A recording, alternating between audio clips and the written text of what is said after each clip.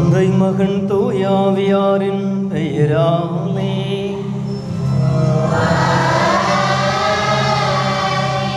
நம் ஆண்டவராக இயேசு கிறிஸ்துவின் அருளும் கடவுளின் அன்பும் தூயாவியாரின் நட்புறவும் உங்கள் அனைவரோடும் இருப்பதாக.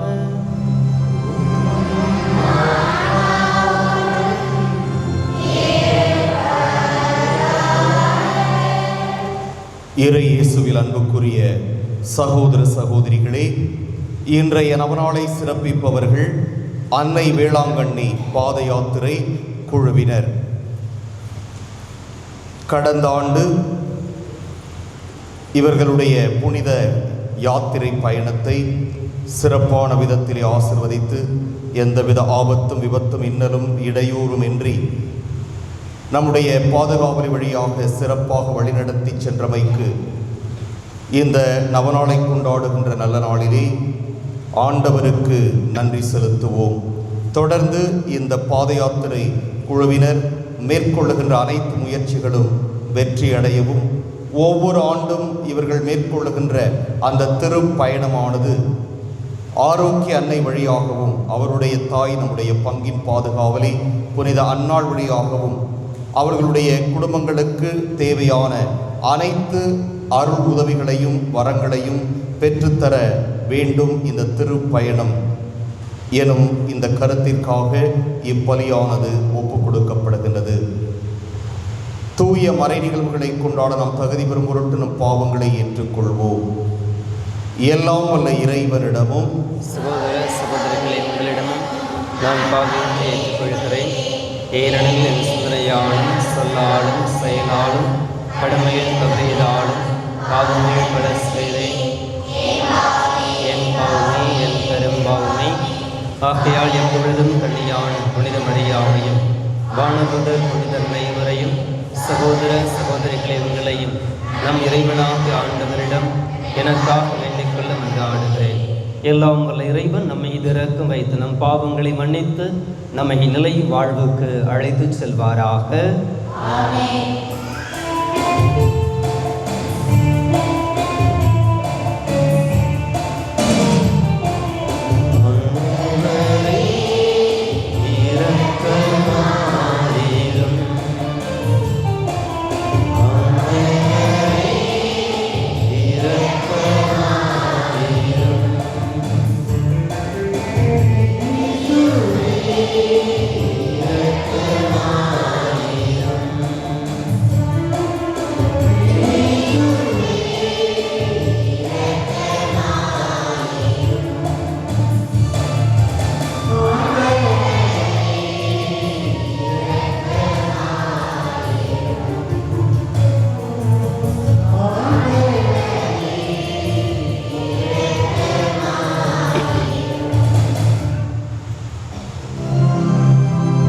மன்றாடுவோமாக.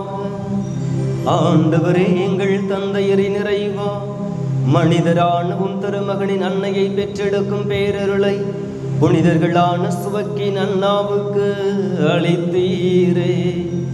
அதனால் உம் மக்களுக்கு வாக்களித்த மீட்பை அவர்களின் வெண்டலால் எங்களுக்கு தந்தருள்வீராக. உமோடு தூயாவியாரின் ஒன்றிப்பு இறைவனா என்றென்றும் வாழ்ந்து ஆட்சி செய்கின்ற எங்கள் ஆண்டவரும் உம் திருமகனுமாக இயேசு கிறிஸ்து வழியாக உம்மை மன்றாடுகின்றோம்.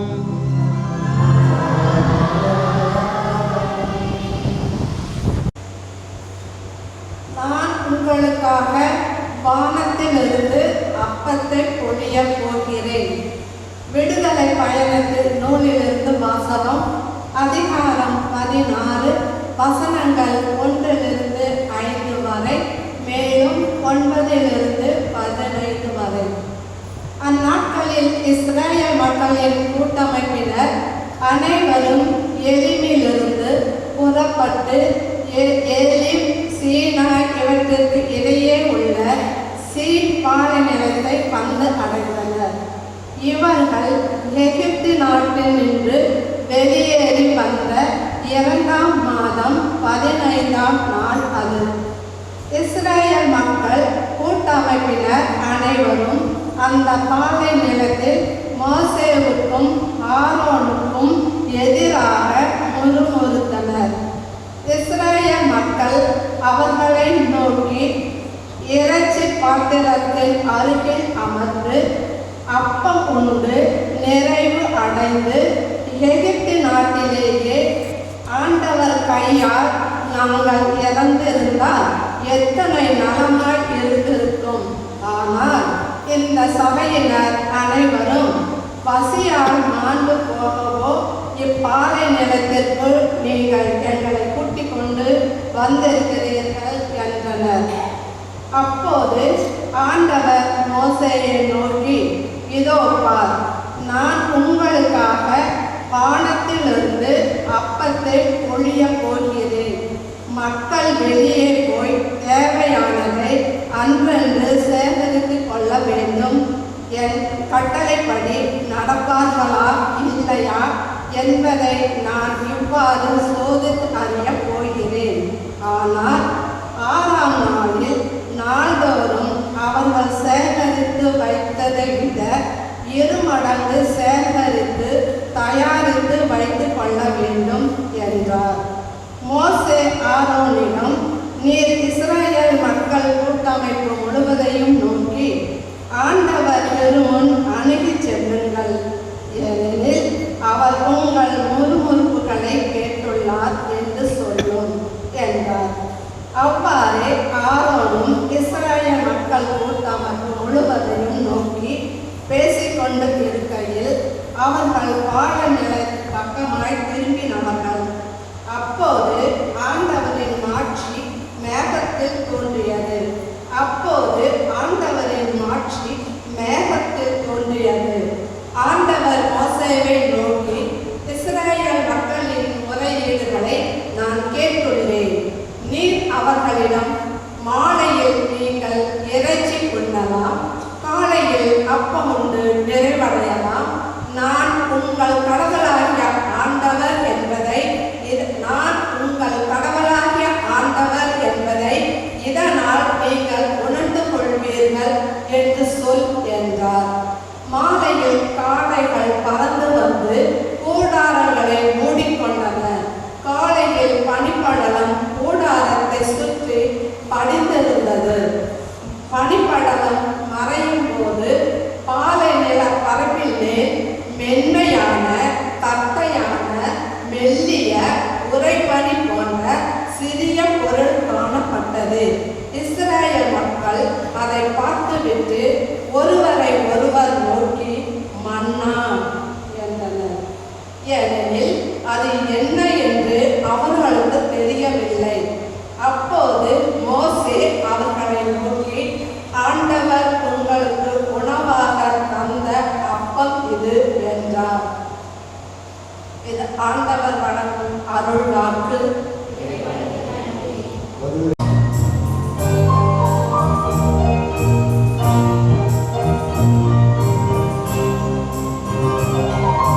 ஆண்டவர்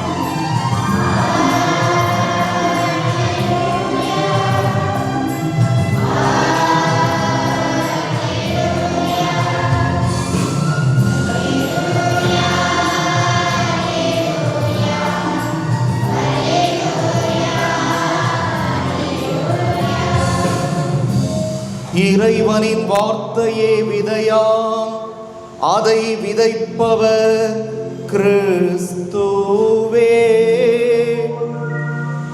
அவரை கண்டடைபவர் எல்லாம் என்றென்றும் நிலைத்திருப்பர். அல்லேலூயா.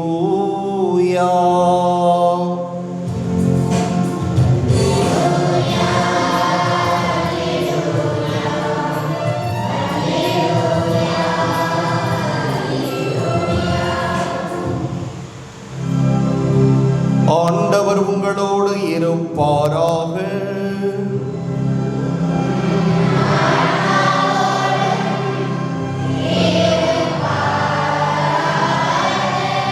மத்தேயு எழுதிய தூய நற்செய்தியிலிருந்து வாசகம்.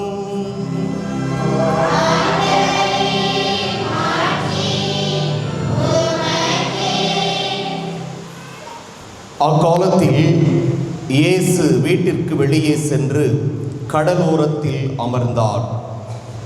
மக்கள் பெருந்திரளாய் அவரிடம் ஒன்று கூடி வந்தனர். ஆகவே அவர் படகில் ஏறி அமர்ந்தார். திரண்டிருந்த மக்கள் அனைவரும் கடற்கரையில் நின்று கொண்டிருந்தனர். அவர் உவமைகள் வாயிலாக பலவற்றை குறித்து அவர்களோடு பேசினார். விதைப்பவர் ஒருவர் விதைக்கச் சென்றார். அவர் விதைக்கும் பொழுது சில விதைகள் வழியோரம் விழுந்தன. பறவைகள் வந்து அவற்றை விழுங்கிவிட்டன. வேறு சில விதைகள் மிகுதியாக மண்ணில்லா பாறை பகுதிகளில் விழுந்தன. அங்கே மண் ஆழமாக இல்லாததால் அவை விரைவில் முளைத்தன. ஆனால் கதிரவன் மேலே எழ அவை காய்ந்து வேரில்லாமையால் கருகிப் போயின. மற்றும் சில விதைகள் முட்செடிகளின் இடையே விழுந்தன. முட்செடிகள் வளர்ந்து அவற்றை நெருக்கிவிட்டன. ஆனால் இன்னும் சில விதைகள் நல்ல நிலத்தில் விழுந்தன. அவற்றுள் சில 100 மடங்காகவும், சில 60 மடங்காகவும், சில 30 மடங்காகவும் விளைச்சலை கொடுத்தன. கேட்கச் செவியுள்ளோர் கேட்கட்டும் என்றார்.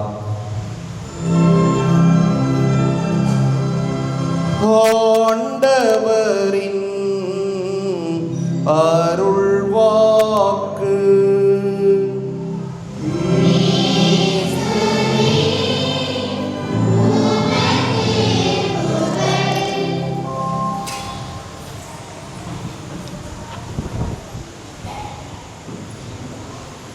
இயேசுவே, உந்தன் வார்த்தை எனக்கு வாழ்வு. இயேசுவே, உந்தன் பார்வை எனக்கு விளக்கு. நீ எந்தன் வாழ்வின்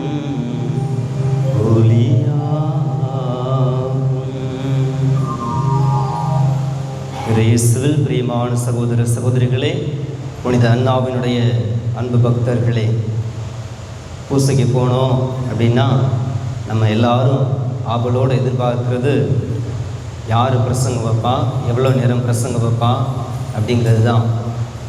ஒரு தடவை ஒரு திருமணத்துக்கு பிரசங்கம் வைக்க போயிருந்தேன். அங்கேருந்து ஒரு ஆல்டர் பாய் ஓடி வந்து, அதை நீங்கள் தான் இன்றைக்கி பிரசங்கம் வைக்கிறீங்களா அப்படின்னு கேட்டான். ஆமாடான்னு சொன்னேன். ஏன்டா அப்படி கேட்குற அப்படின்னு சொன்னேன். இல்லை, நான் என்ன சொல்லணுமோ அதை சொல்ல வேண்டியவங்கள்ட்ட தெளிவாக சொல்லிடணும், அதனால தான் கேட்குறேன். நீங்கள் தான் பிரசங்கம் வைக்கிறீங்களா அப்படின்னா. ஆமாடா, நான் தான்டா வைக்கிறேன், சொல்லுடா என்ன சொல்லணும்னு சொன்னேன். என்ன சொன்னான், ஒன்றும் இல்லை ஃபாதர், போன வாரம் எங்கள் ஊரில் ஒரு கல்யாணம் நடந்துச்சு. ஒரு ஃபாதர் பிரசங்கம் வச்சார். ஒரு 1/2 மணி நேரம் அறுத்து தள்ளிட்டார் ஃபாதர். அந்த 1/2 மணி நேரம் முடிஞ்சு பார்த்தா பொண்ணு யார் மாப்பிள்ளை யாருன்னே தெரியாமல் போச்சு அப்படின்னா. ஏன்டா அப்படி என்னடா நடந்துச்சு அப்படின்னேன். ஒன்றும் இல்லை ஃபாதர், அவங்க 2 பேருக்குமே போட்டு அந்த மேக்கப் கலைஞ்சி போயிடுச்சு ஃபாதர் அப்படின்னு சொன்னான். இன்னொரு தடவை ஒரு திருவிழாவுக்கு போயிருந்தோம், ஒரு 10 ஃபாதர்ஸ் போயிருந்தோம். அங்கேருந்து ஒருத்தன் ஓடி வந்து, நான் சின்ன பையனாக இருக்கிறதுனால எல்லாம் சின்ன பிள்ளைங்கள்லாம் என்கிட்ட கொஞ்சம் பயப்படாமல் வரும்னு வச்சுக்கோங்களேன். ஓடி வந்து, ஃபாதர் இன்னைக்கு யார் பூசை யார் பிரசங்கன்னு கேட்டான். இந்த பர்றா, அவர் தாண்டா பூசை, நான் தாண்டா பிரசங்கம் வைக்க போகிறேன் அப்படின்னு சொன்னேன். அப்பா எனக்கு ரொம்ப சந்தோஷம் ஃபாதர் அப்படின்னு சொன்னான். ஏன்டா அப்படின்னு, நீங்கள் சின்ன ஃபாதராக இருக்கீங்க, அதனால் சின்ன பிரசங்கமாக தான் வைப்பீங்க அப்படின்னு சொன்னான். அன்மிக்க சகோதர சகோதரிகளே, ஒரு ஆளை பார்த்து நம்ம இவர் எப்படின்னு இடை போட்டு விடுவோம். இப்போ எவ்வளோ நேரம் பிரசங்கம் வைக்கிறோம் அப்படின்றது இல்லை, எந்த அளவுக்கு நாம் ஆண்டவருடைய வார்த்தையை நம்ம உள்ளத்தில் உள்வாங்கிக்க போகிறோம், எந்த அளவுக்கு நம்முடைய வார்த்தையை உள்வாங்கி அந்த வார்த்தைக்கு நாம் பலன் தர போகிறோம் அப்படிங்கிறது தான் இன்றைய நாளினுடைய மைய கருத்தாக இருக்கிறது. ஒரு முறை ஒரு மறைக்கல்வி வகுப்பில் ஓவிய போட்டி வச்சாங்க. ஓவிய போட்டி முடிஞ்சு எல்லா பேப்பர்ஸையும் கலெக்ட் பண்ணிட்டு போயிட்டு அந்த ஃபாதர் பேப்பர் திருத்திட்டு அடுத்த வாரம் அந்த பிள்ளைங்களை கூப்பிட்டு ப்ரைஸ் கொடுக்கறதுக்காக 1-2 ஃபஸ்ட் ப்ரைஸ் செகண்ட் ப்ரைஸ் கூப்பிட்டு வந்தார். ஃபஸ்ட் ப்ரைஸ் வாங்கின பிள்ளைய பார்த்து கூப்பிட்டு அந்த குழந்தை என்ன வரைஞ்சிருந்துச்சுன்னா, ஒரு காட்டு போட்டு அந்த காட்டுக்கு பக்கத்தில் 2 காது வரைஞ்சிருந்துச்சு. ஃபாதர் கூப்பிட்டு, ஏம்மா நீ இந்த படத்தை வரைஞ்சிருக்கியே, இதுக்கு என்ன அர்த்தம் அப்படின்னு சொல்லி கேட்டார்.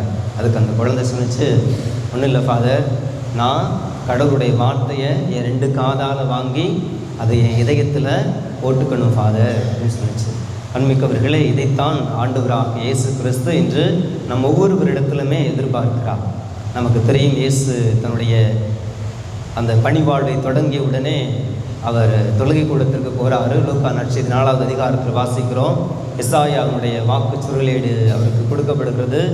அதில் இவ்வாறு எழுதியிருந்தது, ஆண்டவருடைய ஆவி என்மேல் உள்ளது, ஏனெனில் அவர் எனக்கு அருள் பொழிவு செய்திருக்கிறார். எளியோருக்கு நற்செய்தி அறிவிக்க, சிறைப்பட்டோருக்கு விடுதலை அறிவிக்க, ஒடுக்கப்பட்டோருக்கு உரிமை வழங்க, ஆண்டவர் அருள் தரக்கூடிய ஆண்டினை முழக்கமிட்டு அறிவிக்க ஆண்டவர் என்னை அனுப்பினார் என்று வாசித்து, நீங்கள் கேட்ட இந்த பகுதி இறைவார்த்தை இன்று நிறைவேறியது என்று சொன்னார். இந்த எளியோருக்கு நற்செய்தி அறிவிக்கக்கூடிய பணியை, அதாவது அவருடைய போதனையை ஆண்டவர் இயேசு மிக திறம்பட செய்தார் என்பதை நாம் பார்க்கிறோம். அவருடைய இந்த பணிகள் 3 விதமான பணிகளை நாம் பார்க்கிறோம். முதலாவது போதிக்கும் பணி, குணமளிக்கும் பணி, புனிதப்படுத்தும் பணி. இந்த 3 பணியிலையும் இன்றைக்கு நாம் பார்க்கக்கூடியது இந்த போதிக்கும் பணி. அந்த போதிக்கும் பணியை ஆண்டவர் எவ்வாறு செய்தார் என்பதைத்தான் இன்றைய நற்செய்தி நமக்கு எடுத்து சொல்லுகிறது. நம்ம பார்க்குறோம், ஆண்டவர் இயேசு வருவதற்கு முன்பாக பல இறைவாக்கினர்கள் வழியாக ஆண்டவர் தன்னுடைய செய்தியை மக்களுக்கு கொடுத்தார். அதுதான் நம்ம இறைவார்த்தையில் வாசிக்கிறோம். இதுவரை ஆண்டவர் ஆகிய கடவுள் இறைவாக்கினர் வழியாக பேசிய இறைவன் காலம் நிறைவுற்ற போது தம் ஒரே மகன் வழியாக பேசியிருக்கிறார் என்று சொல்லி, ஆண்டவருடைய போதனைக்கும் மற்ற இறைவாக்கினர்களுடைய போதனைக்கும் நிறைய வித்தியாசங்களை நம்ம பார்க்கலாம். காரணம் என்னென்னா, ஆண்டவருடைய அந்த இறைவாக்கினர்கள் எல்லாம் கடவுள் அவர்களுக்கு என்ன சொன்னாரோ அதை சொன்னார்கள். ஆண்டவருடைய வாக்கு எனக்கு அருளப்பட்டது, ஆண்டவர் இவ்வாறு சொல்லுகிறார் என்று சொல்லி அனைத்து இறைவாக்கினர்களும் அவருடைய போதனையை மக்களுக்கு எடுத்து சொன்னார்கள். ஆண்டவருடைய செய்தியை மக்களுக்கு எடுத்து சொன்னார்கள். ஆனால் இறைமகன் இயேசு கிறிஸ்து இந்த உலகிற்கு வந்தபோது அவருடைய போதனை முற்றிலும் ஒரு வேறுபட்ட, ஒரு மாறுபட்ட ஒரு போதனையாக இருந்தது. ஆகவேதான் மக்கள் அவருடைய போதனையை கேட்ட மக்கள் என்ன பண்ண வியப்பில் ஆழ்ந்தார்கள். காரணம், இவர் மற்ற இறைவாக்கினர்களைப் போலன்றி அதிகாரத்தோடு போதிக்கிறார் என்று சொன்னார்கள். இயேசு ஆண்டவர் சொன்னார் என்று சொல்லவில்லை, மாறாக நான் உங்களுக்கு சொல்கிறேன் என்று அதிகாரத்தோடு போதித்தார். ஆகவேதான் ஆண்டவருடைய போதனையை கேட்க மக்கள் அலையலையாக கூடி போனார்கள், ஓடி வந்தார்கள் என்று பார்க்கிறோம். அவர் மலை மீது ஏறி அமர அந்த மக்கள் எல்லாம் அவரிடத்திலே கூடி வருகிறார்கள். அவர் திருவாய் மலர்ந்து கற்பித்தார் என்று மத்தேயு நற்செய்தி 5வது அதிகாரத்திலே நாம் வாசிக்கிறோம். இன்றைக்கும் நாம் வாசிக்கப்பட்ட இந்த நற்செய்தியிலே இதை தான் இந்த தொடக்கத்திலே நாம் பார்க்கிறோம். ஆண்டவராக இயேசு கிறிஸ்து அந்த கடலோரம் சென்று அமர்ந்தார். மக்கள் அவருடைய வார்த்தையை கேட்க கூடி வந்தார்கள் என்று. ஏதோ ஒரு கூட்டம் நடக்குது அப்படின்னு சொன்னால், அல்லது நம்ம ஊரில் திருவிழா நடக்குது அப்படின்னு சொன்னால், ஃபஸ்ட்டு நம்ம பலவற்றுக்கு முக்கியத்துவம் கொடுப்போம். அதில் நம்ம ரொம்ப முக்கியத்துவம் கொடுக்க வேண்டியது இந்த சவுண்ட் சிஸ்டத்துக்கு, இல்லையா? சவுண்ட் சிஸ்டம் இல்லைன்னு சொன்னால் எல்லாம் ஃப்ளாப் ஆகி போயிடும். எனக்கெல்லாம் வாய்ஸ் வெளியில் வராத வாய்ஸ், ஒரு சின்ன ஒரு ஃபீபிள் வாய்ஸ் மாதிரி இருந்தாலும் ஒரு நல்ல சவுண்ட் சிஸ்டம் கொண்டாந்து வச்சிங்கன்னா இங்கே என் வாய்ஸை அது பயங்கரமாக ஆக்கி காட்டும். ஆகவே அந்த சவுண்ட் சிஸ்டம் ரொம்ப முக்கியம். ஆண்டவர் இயேசுடைய காலத்தில் அப்படிலாம் ஒரு சவுண்ட் சிஸ்டம் இருந்துச்சு அப்படின்னு பார்த்தா நிச்சயம் இல்லை. அதனால தான் ஆண்டவர் எங்கே போகிறாரு? கடலோரம் போகிறார். கடலோரம் அவர் போய் ஒரு படகுல உட்காந்துக்கிட்டு அவர் கற்பிக்க தொடங்குகிறார். மக்கள் கரையில் இருந்து கேட்கிறார்கள். காரணம், அந்த கடலிலிருந்து வரக்கூடிய அந்த காற்று, அந்த அலையானது அவர் பேசக்கூடியதை மக்களுடைய காதுகளுக்கு எளிதிலே எடுத்து செல்லும். ஆகவே தான் இந்த ஒரு தகுந்த சூழ்நிலையை ஆண்டவர் மக்களுக்கு போதிப்பதற்காக தெரிந்தெடுத்துக் கொள்கிறார். ஆண்டவருடைய போதனைகள் இன்னைக்கு பார்க்குறோம். இதுதான் இயேசு செய்த, அவர் சொன்ன முதல் உவமை என்று பார்க்கிறோம். இந்த உவமைக்கு தன்னுடைய சீடர்களுக்கு தனியாக விளக்கமும் கொடுத்தார் என்று பார்க்கிறோம். இயேசுனுடைய போதனை எப்பொழுதுமே ஒரு மாறுபட்ட ஒரு போதனையாக, அதிகாரம் மிக்க ஒரு போதனையாக இருந்தது. மக்கள் அவருடைய போதனையை எளிதிலே புரிந்து கொள்ளக்கூடியவர்களாக இருந்தார்கள். இன்னைக்கு மணிக்கணக்கில் பிரசங்கம் வைக்கலாம், ஆனால் அந்த பிரசங்கம் மக்களுக்கு ரீச் ஆச்சா அப்படின்னு சொல்லி பார்க்குறது ரொம்ப முக்கியமான ஒன்று. நான் அப்படி தான் செமினாரில் படிக்கிறப்ப எங்களுக்கு செர்மன் கிளாஸ் வைப்பாங்க, ப்ராக்டிஸ் கொடுப்பாங்க. அப்படி ஒரு தடவை ஒரு பிரசங்கம் தயார் பண்ணிட்டு போயிட்டு எங்கள் செர்மன் இன்சார்ஜ், அந்த மறைவுரைக்கு இன்சார்ஜ் இருக்கக்கூடிய ஒரு ஃபாதர்கிட்ட கொடுத்தேன். அவர் வாஸ்து பார்த்துட்டு, சந்தியாகு பயங்கர தியாலஜிக்கலாக இருக்கும் பிரசங்கம், சூப்பராக இருக்குது அப்படின்னு சொன்னார். எனக்கு ரொம்ப சந்தோஷமாக இருந்துச்சு. ஆனால் அடுத்த வார்த்தை சொன்னார், ஆனால் இதை போய் நீ மக்கள்கிட்ட சொன்னீங்கன்னா மக்களுக்கு ஒன்றும் புரியாது அப்படின்னு சொன்னார். அப்போ நம்ம எப்படி எதை சொல்லணுமோ அதை மக்களுக்கு புரிகிற மாதிரி சொல்லணும். அதை தான் ஆண்டவர் செஞ்சார். அவர் மக்களுக்கு அவங்களுக்கு எதை சொன்னால் புரியுமோ அவர்களுடைய பாணியிலேயே அவர்களுக்கு ஆண்டவர் போதிப்பதை பார்க்கும். அதனால தான் ஆண்டவருடைய போதனையில் உவமைகள் இருக்கும், சிறுகதைகள் இருக்கும். இது மாதிரி எடுத்துக்காட்டுகளோடு ஆண்டவர் தன்னுடைய போதனையை மக்களுக்கு நிகழ்த்துகிறார். இன்றைக்கும் ஆண்டவர் இயேசு அந்த விதப்பவர் உவமையை மக்களுக்கு எடுத்து செல்கிறார். அதன் வழியாக இறை வார்த்தையை நாம் எப்படி கேட்க வேண்டும், அதற்கு எப்படி செவிமடுக்க வேண்டும், நம்முடைய வாழ்வு அதன் வழியாக 100 மடங்கு பலன் கொடுக்கக்கூடிய வாழ்வாக மாற வேண்டும் என்பதற்காக இயேசு இந்த உவமையை சொல்லுகிறார். நமக்கு தெரியும், பாலஸ்தீன பகுதியில் அவங்க அந்த அந்த விவசாயம் செய்து அந்த விதைப்பவர், அந்த உவமையானது விதைக்கக்கூடிய ஒரு தொழிலானது அங்கே இருந்தது. அதனால தான் அவர்களுக்கு தெரிந்த ஒரு தொழிலை ஆண்டவர் இயேசு தெரிந்தெடுத்து அவர்களுடைய பாணியிலேயே அவர் சொல்கிறார். விதைப்பவர் ஒருவர் விதைக்கு சென்றார், ஒரு சில விதைகள் வழியோரம் விழுந்தன என்று சொல்கிறார். விதைப்பவர் என்பது இங்கே நமக்கு தெரியும், கடவுள் தான். அந்த விதைப்பவர் கடவுளே, விதை ஆண்டவருடைய வார்த்தை என்பது தெரியும். இந்த விதைப்பவரை பற்றி ஒரே வார்த்தை, விதைப்பவர் விதைக்க சென்றார் அப்படின்னு மட்டும்தான் இருக்கு. ஆனால் அந்த விதைப்பவருடைய குணநலன்களை நம்ம பார்த்தோம்னா உண்மையிலேயே நம்மை பிரமிக்க வைக்கும். கடவுள் எப்போவுமே அப்படிப்பட்டவர் தான். அவர் ஒரு ஊதாரித்தனமாக நம் மீது அவர் அன்பை பொழிபவர், இரக்கத்தை பொழிபவர். நம்மகிட்டேருந்து எதையும் எதிர்பார்க்காம நம்ம மேலே அளவிட முடியாத நம்பிக்கையை வைத்து நமக்கு அனைத்தையும் செய்பவர். அதைத்தான் இன்றைய நற்செய்தி நமக்கு எடுத்து செல்கிறது. ஆண்டவருக்கு தெரியும், அவர் என்னதான் சொன்னாலும் மக்கள் எல்லாத்தையும் கேட்டுக்க மாட்டாங்க அப்படின்னு அவருக்கு தெரியும். இருந்தாலும் அவர் அந்த இறைவார்த்தை அனைத்து உள்ளத்திலும், அனைத்து வகையான உள்ளங்களிலும் அவர் விதைக்கிறார். காரணம் என்ன? நம்ம எசாயா புத்தகம் 55வது அதிகாரம் இறைவார்த்தை 10 வாசிப்போம். மழையும் பனியும் வானத்திலிருந்து இறங்கி நிலத்தை நனைத்து விதைப்பவனுக்கு விதையையும் உண்பவனுக்கு உணவையும் கொடுப்பது போல என்னுடைய வார்த்தையும் இருக்கும். நான் அதை எதற்காக அனுப்புகிறேனோ அது அதனுடைய நோக்கத்தை நிறைவேற்றாமல் என்னிடத்திலே வெறுமனே திரும்பி வராது என்று ஆண்டவர் சொல்கிறார். ஆகவே தான் அவருக்கு தெரியும் அவருடைய வார்த்தையினுடைய வல்லமை என்னென்று. ஆகவே அந்த வார்த்தையை ஆண்டவராகிய கடவுள் ஒவ்வொருவருடைய உள்ளத்திலும் விதைக்கிறார். ஒரு சில விதைகள் வழியோரம் விழுந்தன என்று நாம் பார்க்கிறோம். அந்த வழியோரம் விழுந்த விதைகளை அங்கே பார்க்குறோம். அது வழியோரம் விழுந்ததுனால எந்த பலனும் கொடுக்கலை.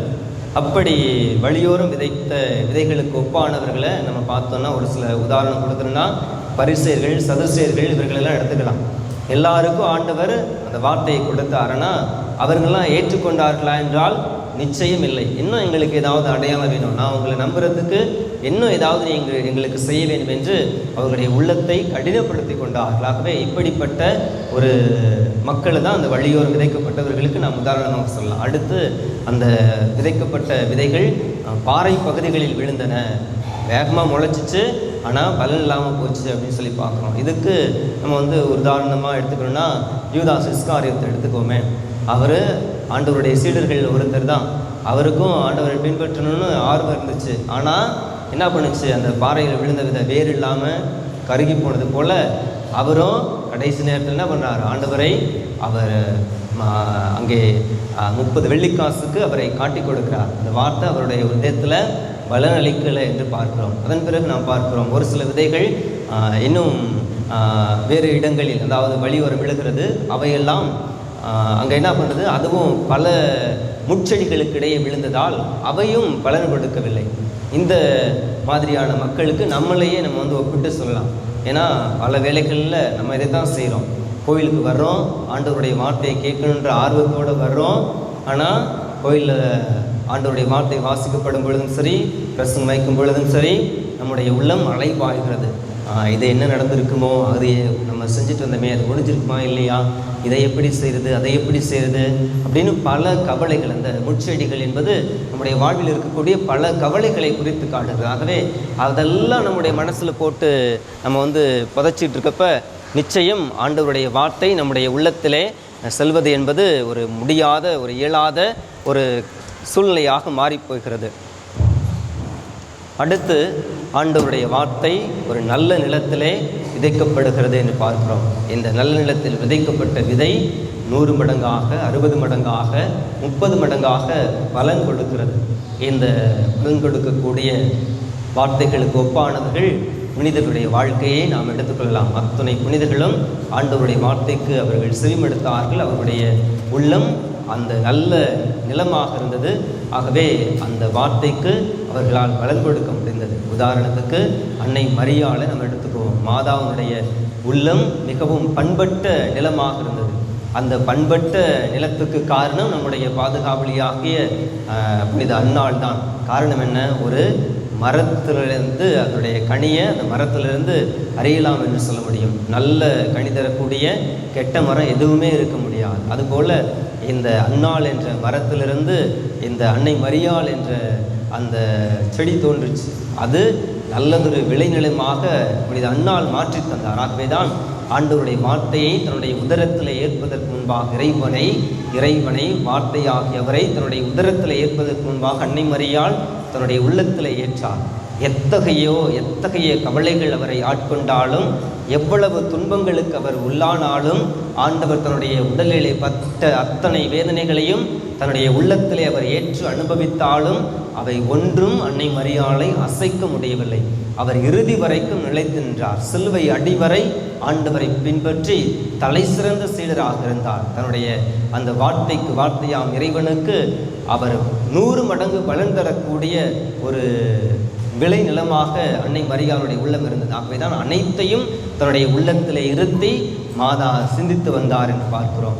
அன்மிக்க சகோதர சகோதரிகளே, இந்த ஆண்டவருடைய வார்த்தையுடைய வல்லமையை நாம் அறிந்திருந்தால் நிச்சயம் நாம் ஒருபோதும் இறை வார்த்தையை வாசிக்க, தியானிக்க, அது காட்டுகின்ற ஒளியிலே நடக்க நாம் ஒருபோதும் தவற மாட்டோம். உதாரணத்துக்கு நம்ம எபிரேயருக்கு எழுதிய திருமுகத்தில் வாசிக்க ஆண்டவருடைய வார்த்தை உயிர் உள்ளது, ஆற்றல் வாய்ந்தது என்று பார்க்கிறோம்.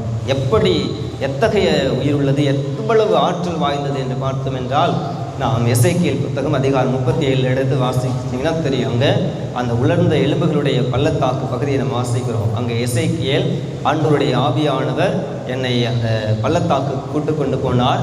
அங்கே எலும்புகள் எல்லாம் உலர்ந்து உயிரற்ற நிலையில் இருந்தன. ஆண்டவரிடத்தில் கேட்டார், இவை உயிர் பெற முடியுமா என்று கேட்டார். அவருக்கு நான் என்ன சொன்னேன், அது உமக்கு தான் தெரியுமேன்னு சொன்னேன். ஆண்டவர் என்ன சொன்னார், நீ இவற்றுக்கு இறைவாக்குரை என்று சொன்னார்.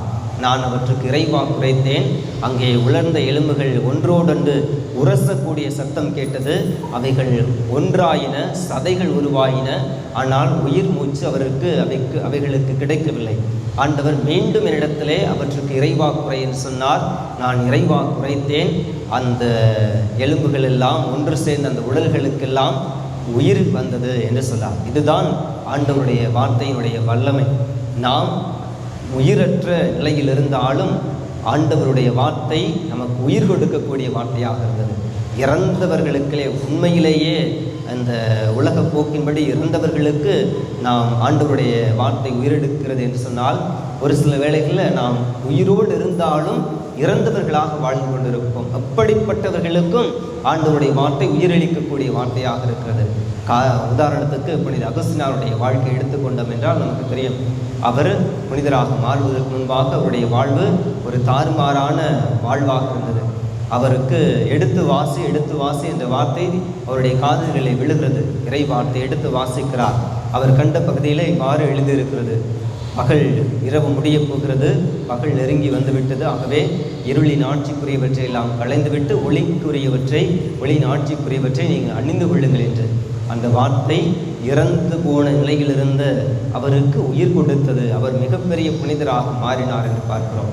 அன்மிக்கவர்களே, இதுதான் ஆண்டவருடைய வார்த்தையினுடைய வல்லமையாக இருக்கிறது. இரு பக்கமும் வெட்டக்கூடிய எந்த வாளினும் கூர்மையானது என்று பார்க்கிறோம். தாவீது அரசர், ஆண்டவர் அவரை ஒரு சின்ன ஒரு குட்டி பையனா இந்த மாதிரி இருந்தாலும் அவர் மிகப்பெரிய அரசராக உருமாற்றினார். ஆனால் அவருடைய உள்ளம் ஆண்டவரை விட்டு வெகு தொலைவிலே போனது. பாவம் செய்தார். நாத்தான் ஆண்டவர் அவருக்கு அனுப்பி ஒரு கதை சொல்கிறார். எப்பா, ஒரு அரசனுக்கு ஒரு 4 விருந்தாளி வந்தாங்க. அவன் அந்த விருந்தாளிக்கு அடிக்கிறதுக்கு அவன்கிட்ட நிறைய ஆட்டுக்குட்டி இருந்துச்சு. அதுலேருந்து ஒன்றை எடுத்து அடிக்கிறதுக்கு பதிலாக பக்கத்து வீட்டில் ஒரு ஏழை இருந்தான். அவன் வீட்டில் ஒரே ஒரு ஆட்டுக்குட்டி இருந்துச்சு. அந்த ஆட்டுக்குட்டியை பிடிச்சி இவன் அடிச்சிட்டான். என்ன செய்யலாம் அந்த மனுஷனை அப்படின்னு கேட்டார். உடனே தாவீது சொன்னார், அவன் கொல்லப்பட வேண்டும் என்று சொன்னார். உடனே அந்த நாத்தான் நிறைவாக்க சொன்னார், அந்த மனுஷன் நீதான், அத்தான் ஆயிஸ் அப்படின்னு சொல்லுவாங்க எபிரேயத்தில், நீதான் அப்படின்னு சொன்னார். அப்போ ஆண்டவருடைய வார்த்தை 2 பக்கம் வெட்டக்கூடிய எந்த வாளினும் கூர்மையானது. அவருடைய உள்ளத்தை குத்தியது அவருடைய வார்த்தை. அவருடைய வாழ்வு அதன் பிறகு மாறியது என்று நாம் திருப்பாடல் 51 அந்த வாசிக்கிறப்ப நாம் தெரிந்து கொள்கிறோம். ஆகவே மிக்க சகோதர சகோதரிகளே, இவ்வாறு உயிரற்ற நிலையில் இருக்கக்கூடிய நம் ஒவ்வொருவருக்கும் உயிரளிக்கக்கூடிய வல்லமை பொருந்திய வார்த்தையாக ஆண்டவருடைய வார்த்தை இருக்கிறது. ஆனால் அந்த வார்த்தைக்கு நம்முடைய உள்ளம் தகுதியானதாக இருக்கிறதா என்று இந்த நாளில் நாம் சிந்தித்து பார்க்க வேண்டும். நம்முடைய உள்ளத்தில் இன்றைக்கு எவ்வளவோ தேவையில்லாத விஷயங்கள், அங்கே பார்த்தோன்னா கண்ணை மூடி ஒரு சமயம் நம்ம சும்மா இமேஜின் பண்ணிப்பாங்களே, என்னுடைய இதயம் எப்படி இருக்குன்னு சொல்லி ஒரு கார்பரேஷன் சொல்லுங்களே, ஒரு பெரிய குப்பை தொட்டி, கார்பரேஷன் குப்பை தொட்டி மாதிரி அது இருக்கும். காரணம், அங்கே இல்லாத தீமைகளுக்கு இருக்காது. அங்கே தான் பயங்கரமான பகைமை இருக்கும். நான் அவரை மன்னிக்க மாட்டேன் அப்படிங்கிற எண்ணம் இருக்கும். பல்வேறு விதமான தீமைகளால் அது நிறைந்திருக்கிறது. அப்படிப்பட்ட உள்ளத்திலே ஆண்டவருடைய வார்த்தை 100 மடங்கு பலன் கொடுக்க முடியுமா என்றால் முடியாது. அதற்கு நாம் செய்ய வேண்டியது அந்த உள்ளத்தை முதலில் நாம் பண்படுத்த வேண்டும். அதற்கும் ஆண்டவருடைய வார்த்தை தான் நமக்கு உதவியாக இருக்கும். காரணம், ஆண்டவருடைய வார்த்தை நம்மை சுட்டெரிக்கிறது, நம்மை தூய்மைப்படுத்துகிறது. ஆகவே ஆண்டவருடைய வார்த்தையை வாசிக்க நம்முடைய உள்ளம் தூய்மையாகும். அது நல்லதொரு விளைநிலமாக மாறும். நிச்சயம் நாமும் அன்னை மரியாளை போல, புனித அகஸ்தீனாரை போல, புனித அந்தோணியாரை போல, புனித சவேரியாரை போல நாமும் 100 மடங்கு பலன் தரக்கூடிய மனிதர்களாக மாற முடியும். ஆகவே மிக்க சகோதர சகோதரிகளே, நாமும் இந்த உயிருள்ள ஆற்றல் மிக்க வார்த்தையை வாசிப்போம். அது வாசிக்கப்படும் பொழுது காதார கேட்போம். நம்முடைய உள்ளத்தை நல்லதொரு விளைநிலமாக்கி அதிலே போடுவோம். இந்த வார்த்தைகள் ஆண்டவர் எதிர்பார்ப்பது போல 100 மடங்காகவும் 30 மடங்காகவும் 60 மடங்காகவும் நம்முடைய வாழ்வில் பலன் கொடுக்க நம்முடைய பாதுகாவலி புனித அன்னாள் நமக்கு துணை புரிய வேண்டும் என்று சொல்லி தொடர்ந்து ஜெபிப்போம். ஆண்டவர் நம்மை நிறைவாக ஆசீர்வதிப்பாராக.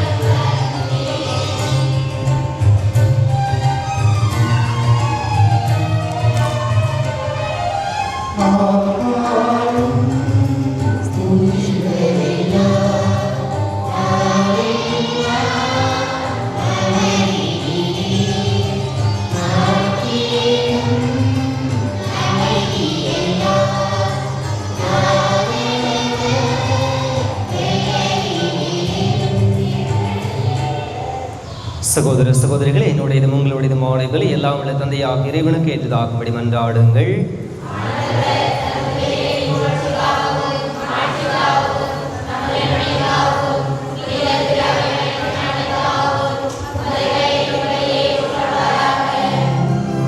ஆண்டவரை, நாங்கள் இறைப்பற்றோடு அளிக்கும் காணிக்கைகளை ஏற்றருளவுமை வேண்டுகின்றோம். ஆபிரகாமுக்கும் அவரது வழிமரபினருக்கும் நீர் வாக்களித்த ஆசையில் நாங்களும் பங்கு கொள்ள தகுதி பெறுவோமாக. எங்கள் ஆண்டவராகிய கிறிஸ்து வழியாக உம்மை மன்றாடுகின்றோம்.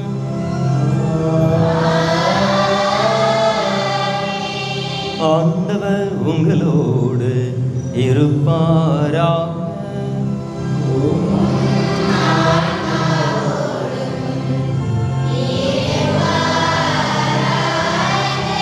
இதயங்களை மேலே எழுப்புங்கள்.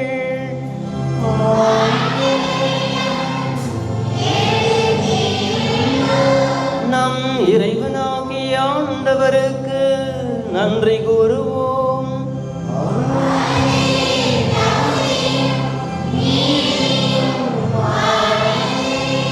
ஆண்டவரே, தூயவரான தந்தையே, என்றும் உள்ள எல்லாம் வல்ல இறைவா, என்னாலும் எவ்விடத்திலும் நாங்கள் உமக்கு நன்றி செலுத்துவது மெய்யாகவே தகுதியும் நீதியுமாகும். எங்கள் கடமையும் மீட்புக்குரிய செயலுமாகும். ஏனெனில் எங்கள் புகழுரை உமக்கு தேவை என்று, ஆயினும் நாங்கள் உமக்கு நன்றி செலுத்துவது உமது அருட்கொடையாலே. நாங்கள் உம்மை புகழ்ந்துரைப்பது உமது மாட்சியை மிகுதிப்படுத்தாது எனினும், எங்கள் ஆண்டவராகிய கிறிஸ்து வழியாக நாங்கள் மீட்படைய பயன்படுகின்றது. ஆகவே வானதூதர் திரளோடு ஒன்று சேர்ந்து நாங்களும் உம்மை புகழ்ந்தேத்தி மகிழ்ச்சியுடன் அறிக்கையிட்டு பாடுவதாவது: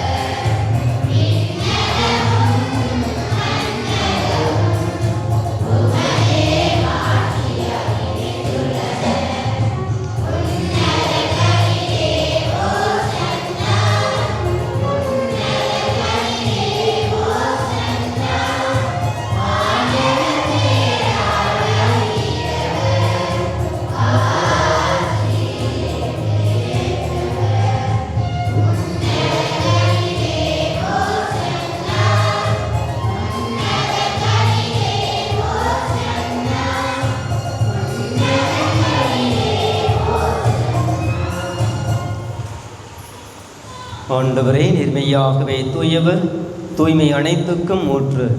ஆகவே உம்முடைய ஆவியை பொழிந்து இக்காணிக்கைகளை தூய்மைப்படுத்த வேண்டுகிறோம். இவ்வாறு எங்கள் ஆண்டவர் இயேசு கிறிஸ்துவின் உடலும் இரத்தமுமாக எங்களுக்கு இவை மாறுபனவாக. அவர் பாடுபட உளம் கனிந்து தம்மை கையளித்த போது அப்பத்தை எடுத்து நன்றி செலுத்தி அதை பெற்று தம் சீடர்களுக்கு அளித்து கூறியதாவது: அனைவரும் இதிலிருந்து பெற்று உண்ணுங்கள், ஏனெனில் இது உங்களுக்காக கையளிக்கப்படும் என் உடல்.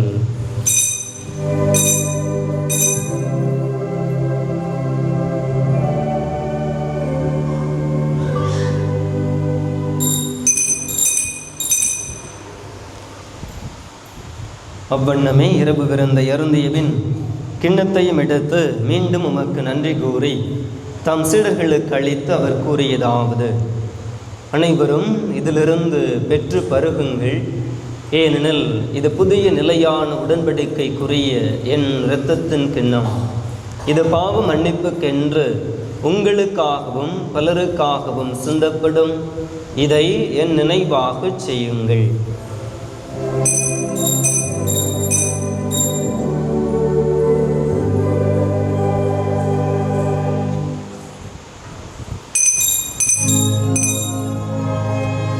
நம்பிக்கையின் மறைபொருள்.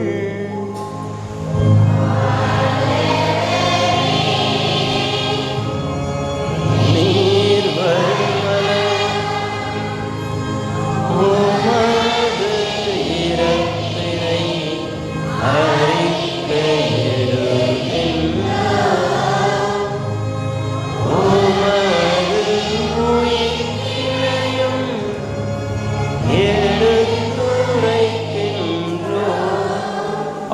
ஆண்டவரே, நாங்கள் கிறிஸ்துவின் இறப்பினையும் உயிர்ப்பினையும் நினைவு கூர்ந்து வாழ்வதரும் அப்பத்தை மீட்பளிக்கும் கிண்ணத்தையும் உமக்கு ஒப்புக் கொடுக்கின்றோம். உம் திருமண் என்று உமக்கு ஊழியம் புரிய தகுந்தவர்களை நீங்கள் ஏற்றுக்கொண்டீர். எனவே உமக்கு நன்றி செலுத்துகின்றோம். மேலும் கிறிஸ்துவின் உடலிலும் இரத்தத்திலும் பங்கு கொள்ளும் எங்களை தூய ஆவியார் ஒன்று சேர்க்க வேண்டுமென உமை தாழ்மையுடன் மன்றாடுகின்றோம். ஆண்டவரே, உலகெங்கும் பரவியிருக்கும் உமது திரு அவையை நினைவு கூர்ந்தருளும்.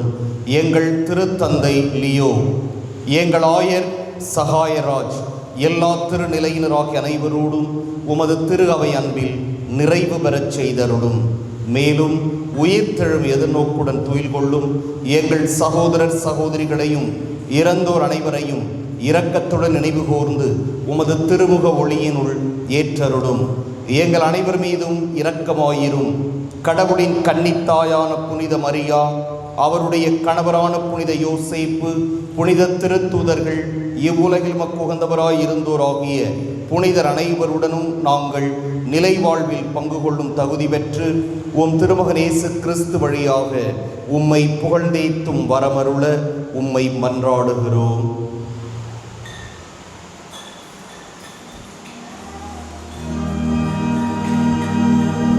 இவர் வழியாக இவரோடு இவர் எல்லாம் வல்ல இறைவனாகிய தந்தை தூய ஆவியாரின் ஒன்றைப்பில் எல்லா புகழும் மாட்சியும் என்றென்றும் உமக்கு உரியதே.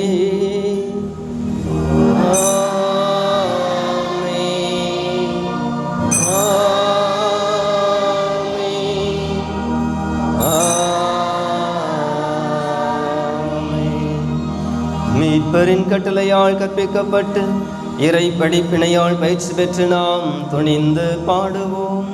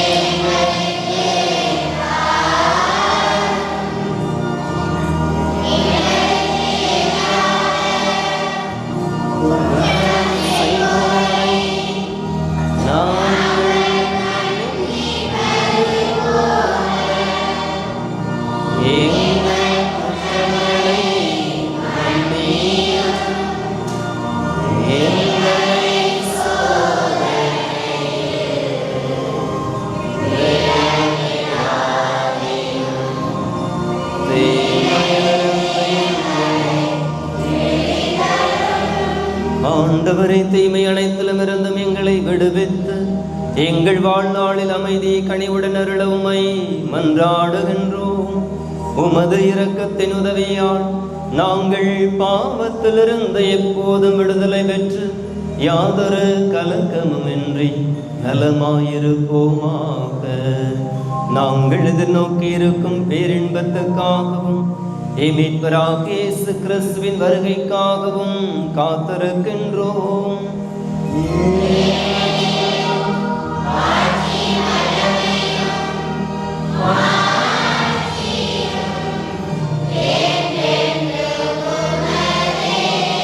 ஆண்டவரே இயேசு கிறிஸ்துவை, அமைதியை உங்களுக்கு விட்டு செல்கிறேன், என் அமைதியையே உங்களுக்கு அளிக்கின்றேன் என்று உம் திருத்தூதர்களுக்கு மொழிந்தீரே.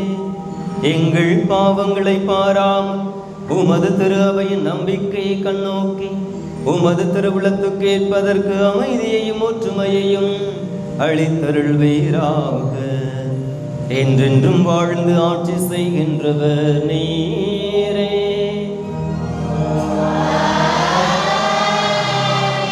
ஆண்டவருடைய அமைதி உங்களோடு என்றும் இருப்பதாக.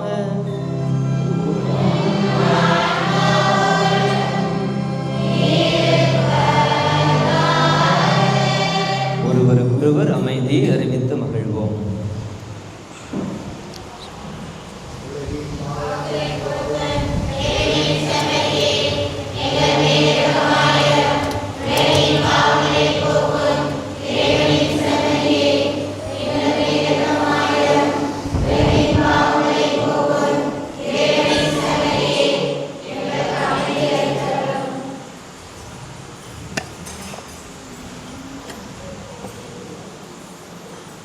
இதோ இறைவனின் செம்மறி, இது உலகின் பாவங்களை போக்குகின்றவர்.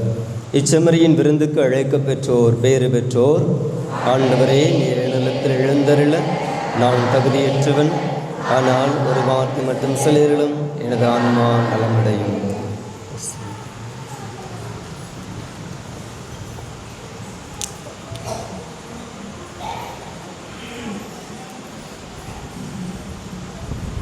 கீழே கடைசி படியில் நின்னாக்க they will come in queue. இங்கே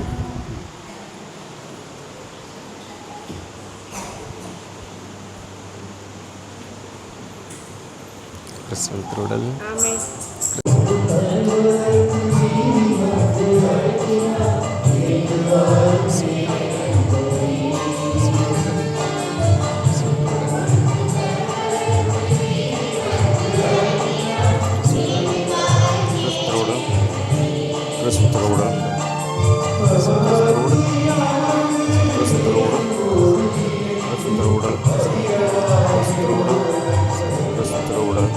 முன்னாடி வாங்க.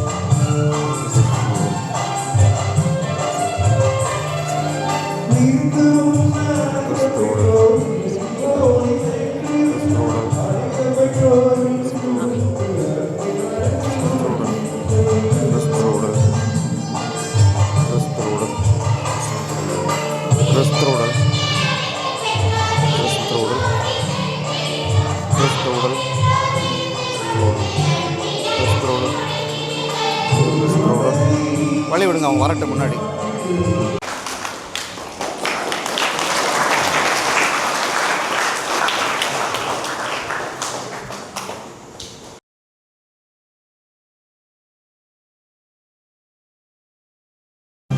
மன்றாடுவோமா.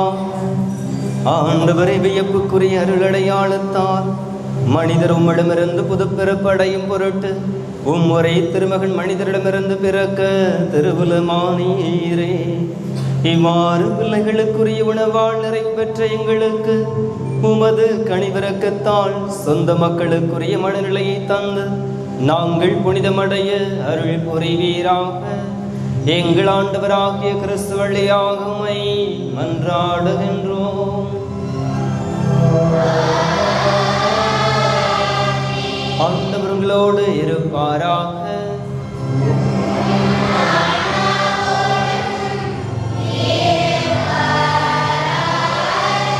எல்லாம் வல்ல இறைவன் தந்தை, மகன், தூயாவியார் உங்களுக்கு ஆசி வழங்குவாராக.